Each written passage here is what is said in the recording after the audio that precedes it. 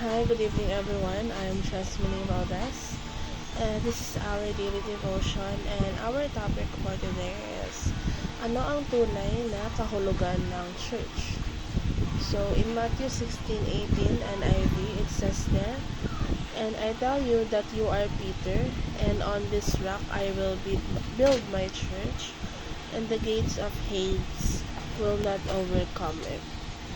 So we need to know that the church is actually not simply a building or a religious organization. It is actually a living community of people who follow Jesus Christ, and this community is also known as the body of Christ. And meaning that its members are united by their faith in Christ.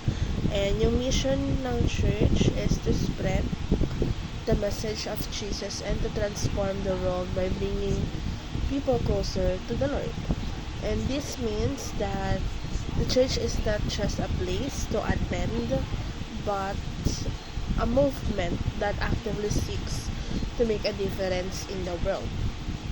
So, for example, if you fully embrace your role in a church as an active movement, yung life natin or yung life mo would likely be transformed. So you would be more engaged to your faith, and you will actively share your beliefs with others, and you will always seek ways to serve your community. And also, you would also be more connected to other Christians, forming a strong and deeper relationship to work together to make a difference.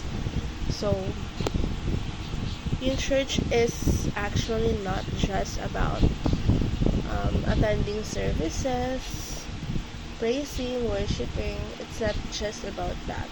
But it is actually about living out your faith in every aspect of our life. It is actually being a part of something bigger than ourselves and working together to build a better world. That is what the church is, and that is the essence of the word church. Because church is not a building, but church is us. So, that is our topic. Ano ang tunay na kahulugan ng church? In Matthew 16:18.